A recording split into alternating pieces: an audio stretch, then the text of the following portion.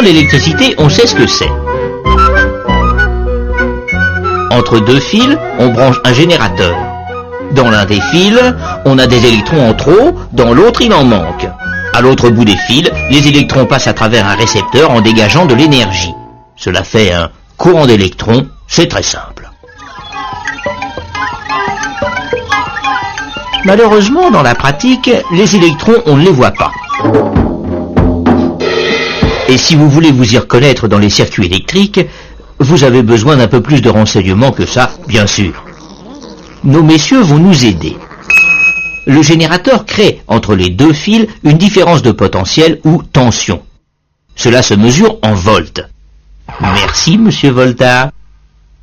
Le générateur, cela peut être une pile, un accumulateur d'auto ou tout simplement une prise de courant. Le récepteur, cela peut être une lampe, un fer à repasser, un radiateur électrique, enfin quantité d'appareils plus ou moins puissants. La puissance, cela se mesure en watts ou en kilowatts. Merci, monsieur Watt. Dès que le récepteur est branché sur le générateur, il passe un courant. Et il n'est pas nécessaire d'être diplômé en électricité pour comprendre que si on branche une lampe 2 fois plus puissante, il va passer un courant 2 fois plus intense. Ceci à supposer que les volts n'aient pas changé. L'intensité du courant, cela se mesure en ampères. On pourrait la mesurer bien sûr, mais ce n'est pas la peine. On connaît la tension, c'est écrit sur les piles ou sur les compteurs. On connaît la puissance, c'est écrit sur les appareils.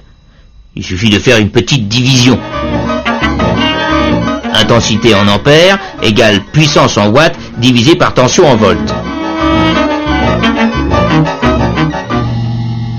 Combien passe-t-il par exemple d'ampères dans un radiateur de 1500 watts branché sur une tension de 220 volts? Eh bien il passera 1500 divisé par 220 égale 6,8 ampères, si on ne s'est pas trompé. Mais je vois que nos messieurs ont préparé un petit exercice. Sur une même prise, ils ont branché 3 lampes de 100 watts, un radiateur de 1500 watts, un grille-pain de 760 watts et un four électrique de 3000 watts.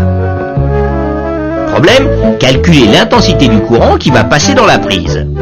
Eh bien c'est simple, 100 plus 100 plus 100, plus 760, plus 1500, plus 3000. Puissance totale 5560, divisé par la tension 220, égale, messieurs, égale 25 ampères.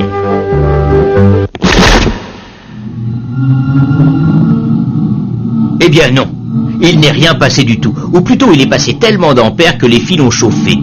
L'isolant a brûlé et le courant, trop content bien sûr, est passé directement. Il y a eu court-circuit. Nos messieurs ne connaissaient pas le disjoncteur. Votre radiateur chauffe? Pourquoi? Parce que, à l'intérieur, le courant passe dans un fil qui a une certaine résistance. Pour la résistance des récepteurs, on a besoin d'un 4e mousquetaire, l'ohm, qu'on écrit oméga. Merci, monsieur Ohm. Cette résistance, on pourrait la mesurer, mais ce n'est pas la peine non plus, car cela se calcule très facilement. Résistance en ohm égale tension en volts divisé par intensité en ampères. Votre radiateur, qui laisse passer un courant de 6,8 ampères, aura une résistance de 32 ohms. Mais est-ce que c'est tellement intéressant de savoir cela? Oui, car les fils qui vont au radiateur, eux aussi, ont une certaine résistance. S'ils sont trop fins, trop longs ou en mauvais état, ils peuvent avoir la même résistance que le radiateur, et ils vont dégager autant de chaleur que lui. Cela suffira largement à faire fondre l'isolant. Moralité, faites attention de ne pas faire passer trop d'ampères dans vos fils. Alors, retenez les noms de nos 4 mousquetaires. Watt, ampère, ohm, volt. Et si en plus vous retenez leur formule, alors là vous serez quelqu'un de presque diplômé en électricité.